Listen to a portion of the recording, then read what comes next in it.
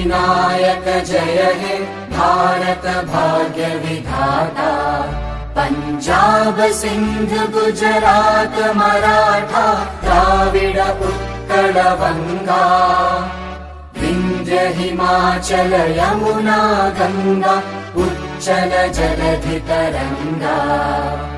तव शुभ नामे जागे, तव शुभ आशीष मांगे, गाहे तव जय गाथा। जन गण मंगलदायक जय हे भारत भाग्य विधाता।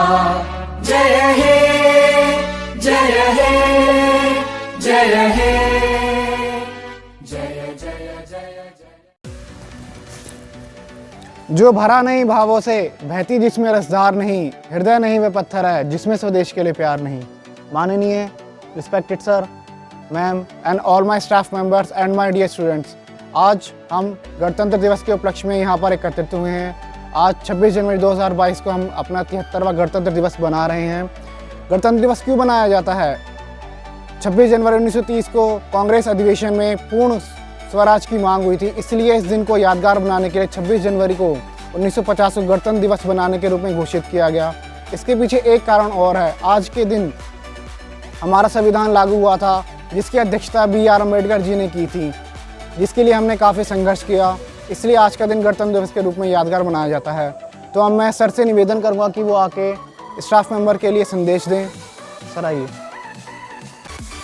आज पूरा देश 73वां गणतंत्र दिवस मना रहा है।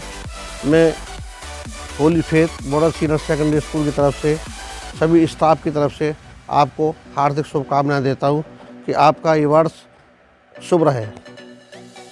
आज कोरोना की वजह से हम कोई भी त्यौहार अच्छी तरह नहीं मना पा रहे हैं और बड़ी समस्याएं रही हैं। मैं आगे यही चाहूँगा कि आगे कोरोना चला जाए और सब ठीक रहे। अब मैं शिखा मैम को स्टेज पर बुलाना चाहूँगा कि वो अपने गणतंत्र दिवस के उपलक्ष्य में अपने विचार प्रस्तुत करें। आइए। शहीदों का सपना जब सच हुआ, हिंदुस्तान तब स्वतंत्र हुआ। आओ याद उन वीरों को करें जिनकी वजह से आज भारत गणतंत्र हुआ, जिनकी वजह से भारत गणतंत्र हुआ। रिस्पेक्टेड प्रिंसिपल सर और मेरे प्यारे सभी स्टाफ में मित्रों एंड मेरे डियर स्टूडेंट्स को, सभी को मेरा नमस्ते। आप सभी जानते हैं कि आज हम किस विशेष अवसर पर यहाँ पे एकत्रित हुए हैं। आज हम सब 73वां गणतंत्र दिवस मना रहे हैं।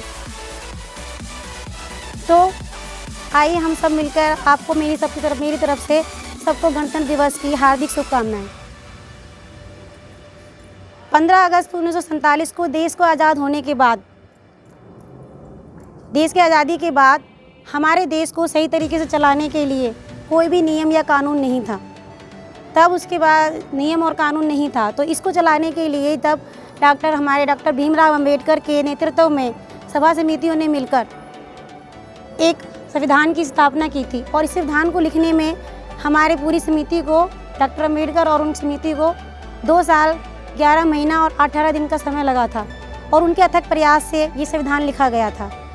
इसके बाद 26 जनवरी 1950 को हमारा संविधान लागू किया गया था। तभी से हम इसे गणतंत्र दिवस के रूप में मनाते हैं और उसी दिन हमारे देश को सार्वभौमिक गणतंत्र लाभ घोषित किया गया था। इसीलिए हम इस दिन को गणतंत्र दिवस के रूप में सेलिब्रेट करते हैं या मनाते रहते हैं। और इस देश में हमारी स्वतंत्रता को पाने के लिए या गणतंत्र को पाने के लिए हमारे देश के वीरों ने बहुत से बलिदान दिए हैं, बहुत लोग शहीद हुए हैं।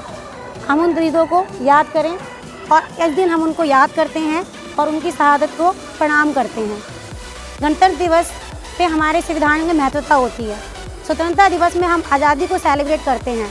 15 अगस्त 1947 को हमारा देश स्वतंत्र हुआ था, आज़ादी मिली थी और गणतंत्र दिवस पर हमारा संविधान लागू हुआ था। संविधान में हमारे, तो मैं आप सभी को आज गणतंत्र दिवस की शुभकामनाएं देती हूं और हम ऐसे ही हर साल गणतंत्र दिवस सेलिब्रेट करते रहें, ये शुभकामनाएं करती हूँ।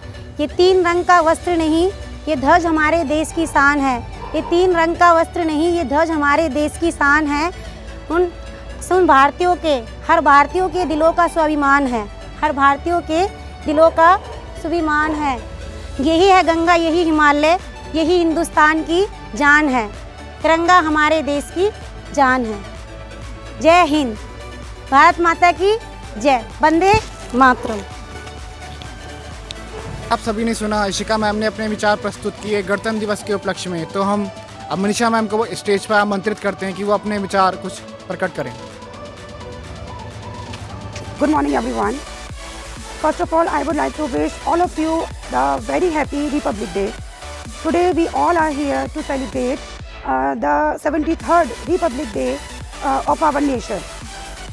Why do we celebrate the Republic Day of our nation? Because on this day our constitution was executed in 1950. Our constitution including not only our rights but also some responsibilities. If we live in a democratic India, so I am very proud to be an Indian. Thank you and once again happy Republic Day. सुना, Manisha ma'am ने और Ishika ma'am ने अपने विचार प्रस्तुत किए। अब अंत में मैं अवनीश सर को निमंत्रण देना चाहूँगा स्टेज पे आके अपने विचार हमसे अवगत कराएं। आइए सर।